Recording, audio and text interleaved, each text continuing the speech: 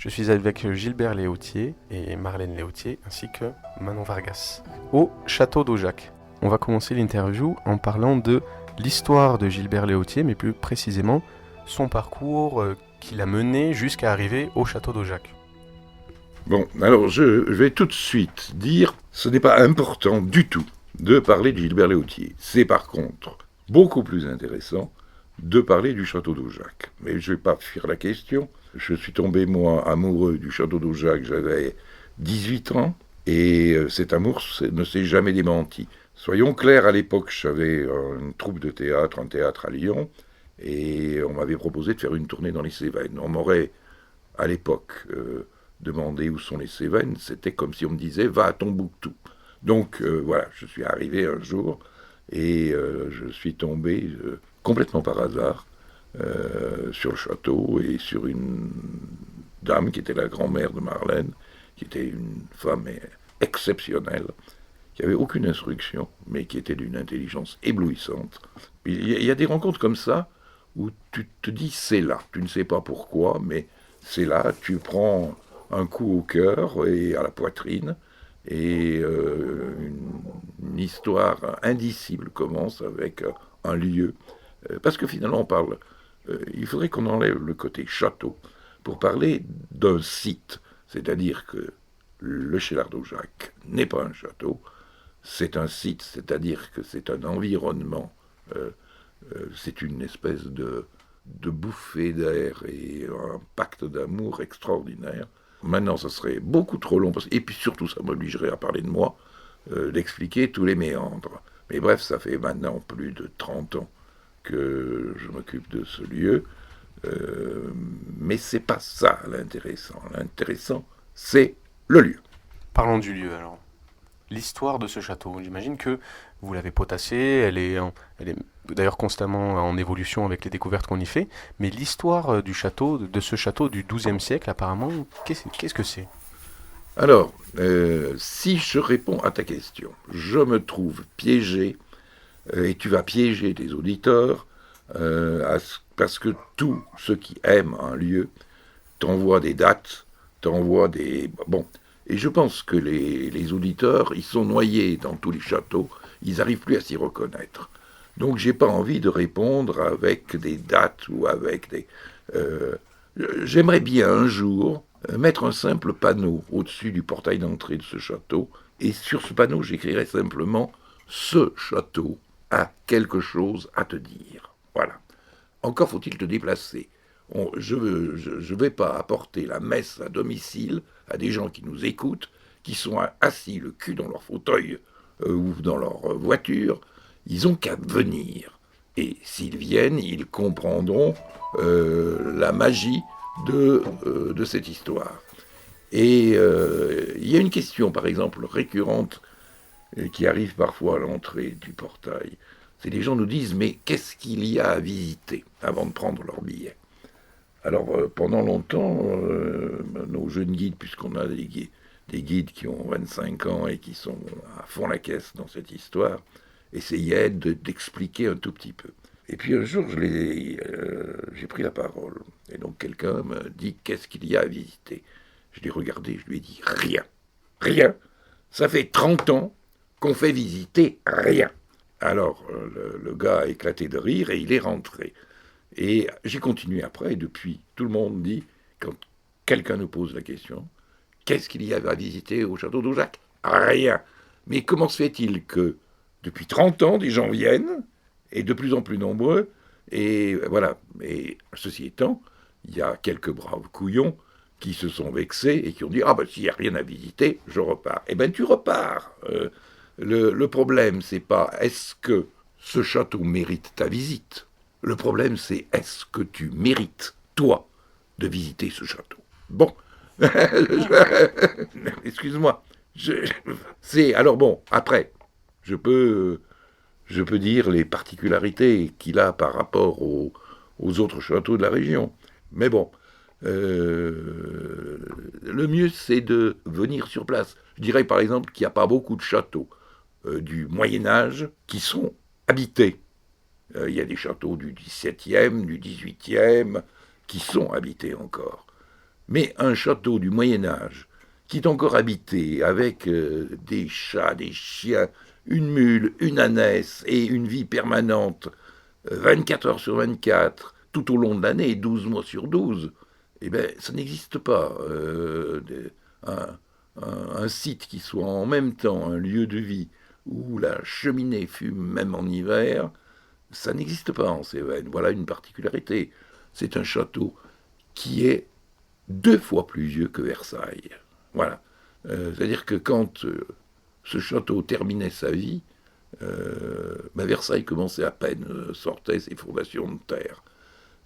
Donc c'est une histoire très longue qui a commencé avant le château, où il y avait déjà des Gaulois, des Romains, bref, c'est un lieu magique.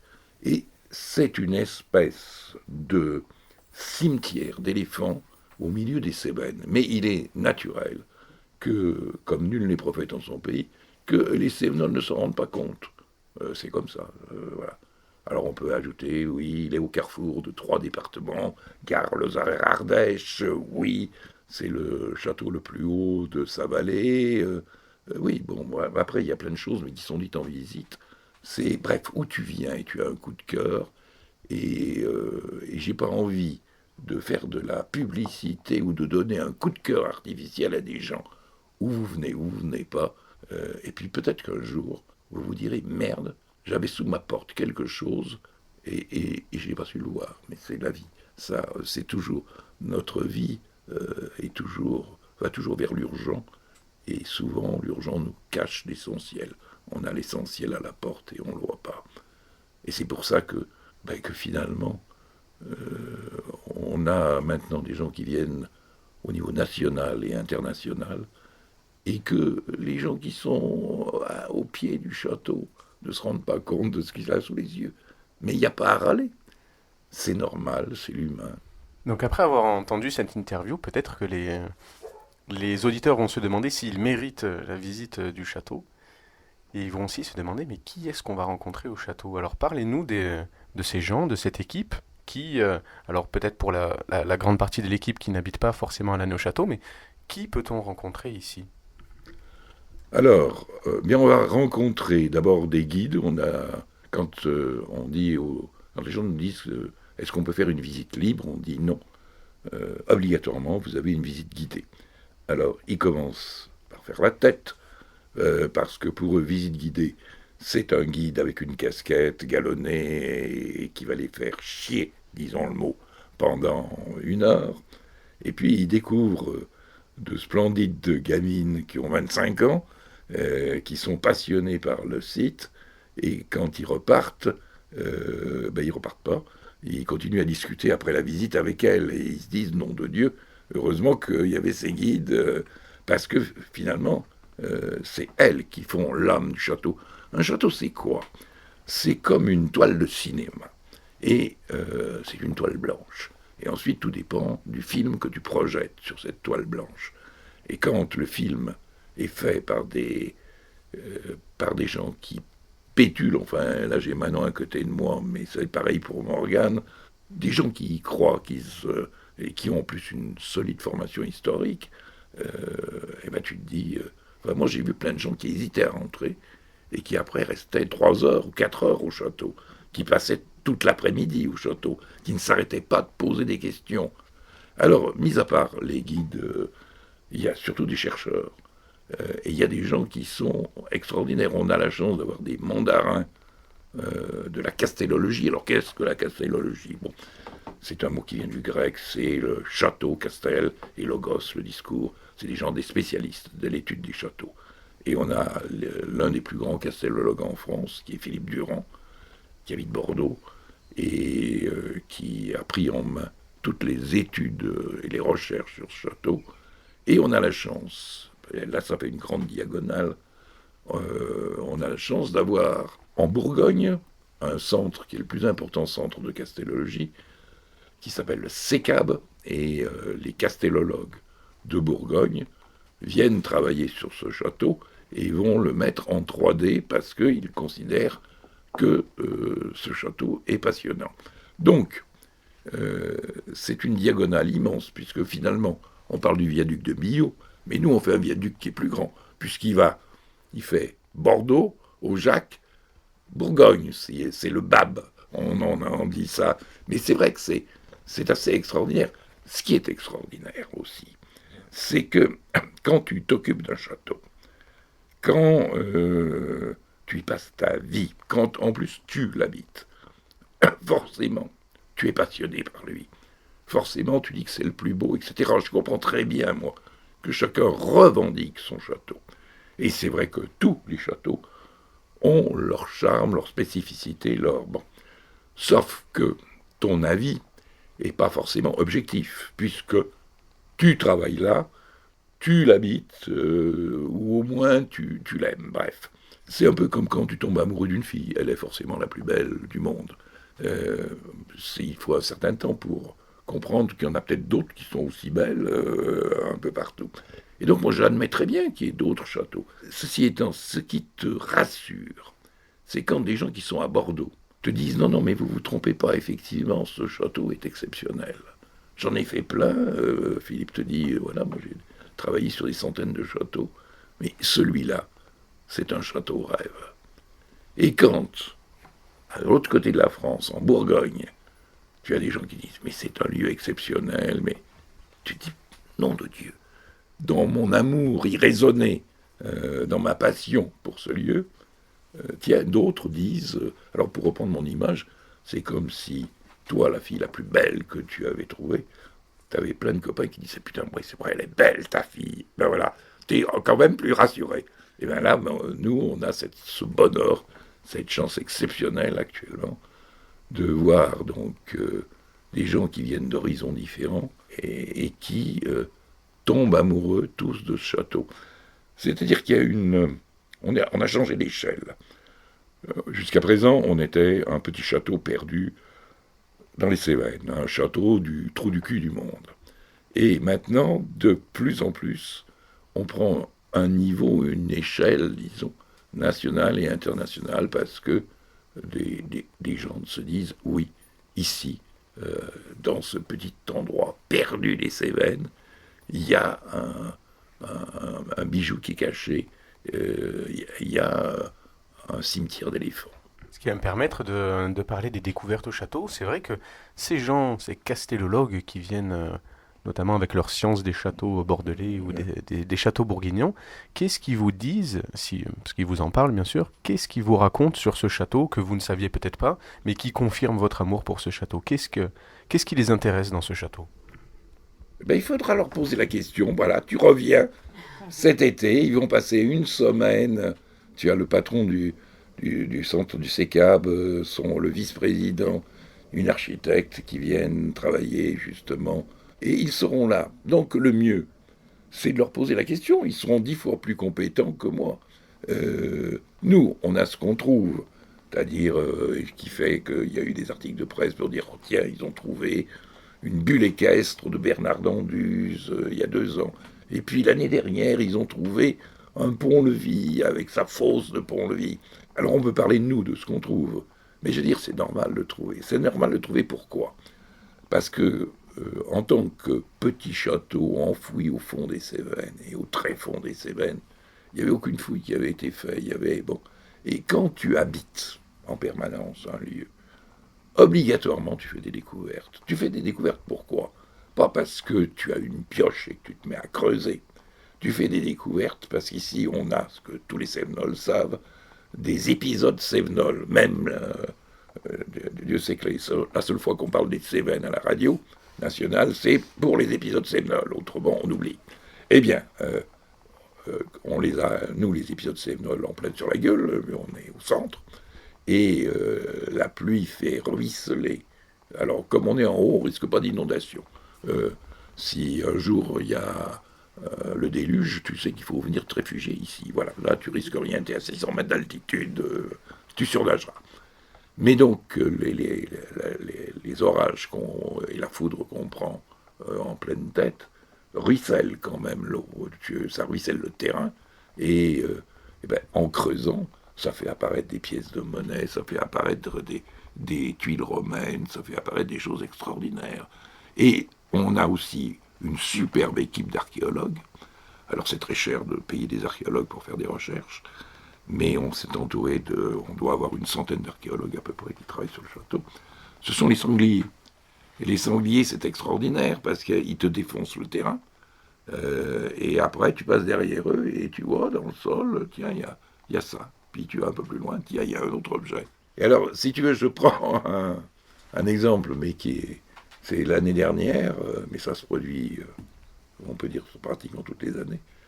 Ma femme qui répond au téléphone, et pour répondre mieux sur le portable, elle sort dehors, et elle revient, elle tenait, pendant qu'elle discutait, elle avait vu un rond sur le sol, parce qu'il avait plu la veille, et elle revient, c'était une pièce de monnaie de Louis XIII. Mais c'est courant, ça. Alors, quand c'est une pièce de Louis XIII, c'est classique. Mais quand c'est une pièce de monnaie qui est de moins 73 avant Jésus-Christ, là, ça te fait dire... c'est-à-dire qu'il y avait déjà de la vie, quelque chose d'intense ici, bien avant le château. Et c'est là où je dis l'important, c'est de voir que ce n'est pas un château, c'est un site.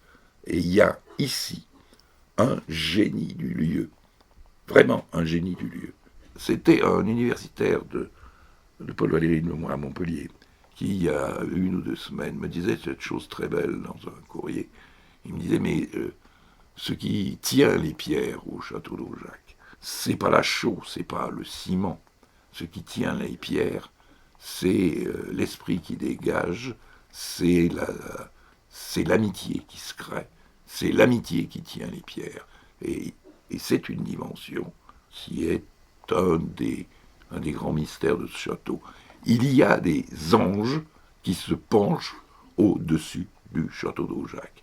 Alors je sais bien que les anges actuellement, ils ont plutôt la frousse de notre monde, mais ici, on a des anges qui viennent atterrir.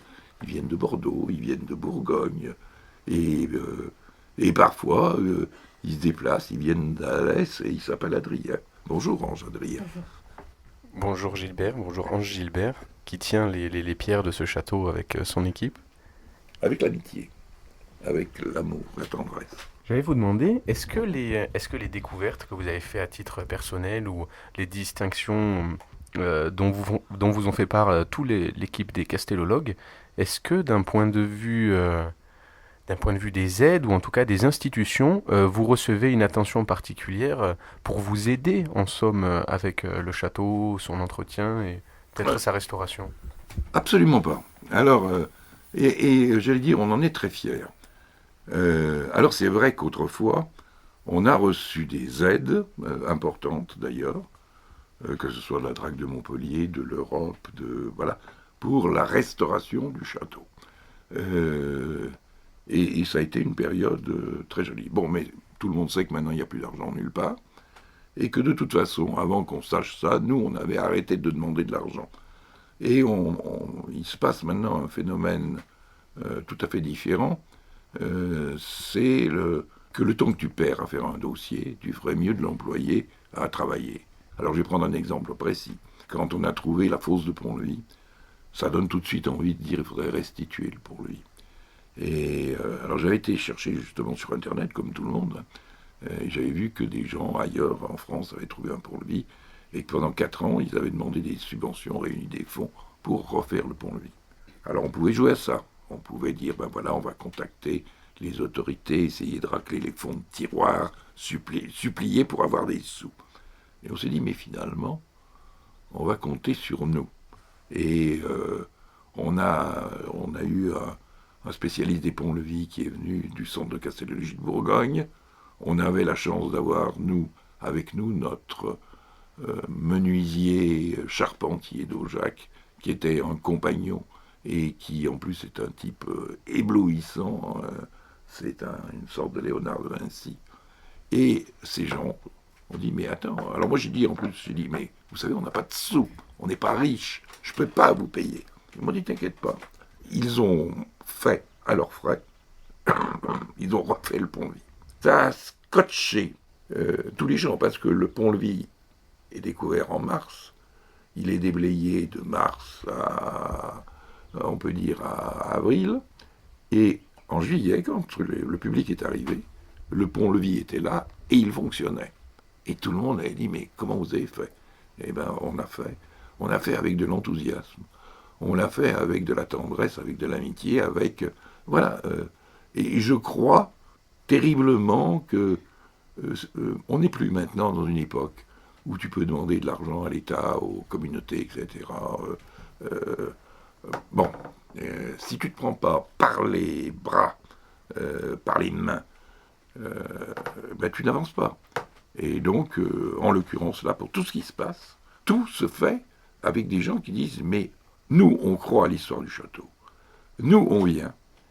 Et on vient bénévolement. C'est-à-dire que le mandarin, qui est Philippe Durand à Bordeaux, travaille gratuitement et dirige gratuitement tout ce qui se passe au château d'Aujac.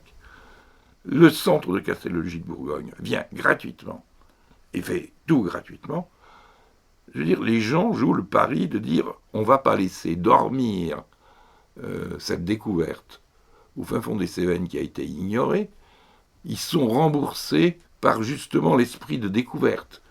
C'est finalement des pionniers, ce sont des explorateurs, et ils ont la joie de l'explorateur et du pionnier. Et simplement maintenant, où le monde tout est connu dans le monde, les gens voyagent de partout, ben peut-être que le voyage essentiel, c'est, au lieu d'aller en Thaïlande ou n'importe où c'est trop facile, tu prends ton billet d'avion et tu y vas, il faudrait que les gens comprennent qu'il y a des voyages plus subtils, plus secrets, et qui est juste à côté de chez eux. Voilà. Et bien les autres, en tous les cas les gens de Bordeaux et les gens de Bourgogne, ils ont très bien compris qu'ici, il y avait une terre inconnue, et qui n'était pas les Cévennes, qui était le Cheylard d'Aujac. Voilà. Tu es venu. Tu m'aurais demandé, est-ce que vous pouvez répondre à une interview par téléphone? Je t'aurais dit non et niet. Tu es venu, et là, je te parle, je parle pas aux gens qui écoutent la radio, j'en ai. Non, je te parle à toi, je parle à Adrien. Je parle à ceux qui viennent. Je pense que ceux qui feront le chemin de venir, on a plein de choses à leur dire. Et puis ceux qui ne font pas le chemin de venir, ben tant pis, c'est pas grave. Mais tu peux pas rester le cul dans ton fauteuil et avoir le beurre, l'argent du beurre et sur la crémière. Je pense que autrefois, les pèlerins faisaient des kilomètres et des kilomètres pour aller voir quelques reliques qui étaient dans un lieu, dans une cathédrale, dans une église, dans un château. Je pense que finalement il y a ici des choses qu'on peut considérer comme des reliques. Un jour les gens comprendront, et un jour les gens viendront. J'ai aucune inquiétude sur l'avenir de ce château. C'est très drôle, il est très vieux, il est du passé, et pourtant il est terriblement d'avenir. Alors je dis ça alors que je ne serai pas là pour voir ça. Mais il y aura beaucoup de plus en plus de pèlerins qui viendront. Et je dis ça, mais pas pour des raisons financières. C'est pas ça qui nous intéresse. Ce qui nous intéresse, c'est que les gens viennent comprendre l'âme qui réside ici. Et l'âme, c'est pas le vieux qui parle. L'âme, c'est un mot. Alors je sais bien, tout à l'heure je parlais des anges, maintenant je parle de l'âme. Alors on va dire, mais c'est un catholique invétéré. Ben non, je suis rien du tout. Je suis de toutes les religions, je suis simplement, si notre époque retrouvait son âme, ça serait tellement bien. Et il y a des lieux qui sont des espèces d'ouvertures, des lieux de passage, des lieux magiques, où tu trouves plus facilement ton âme. Donc, je vais dire, si vous êtes à la recherche de votre âme, venez. Et si vous avez juste besoin de visiter quelque chose, allez ailleurs.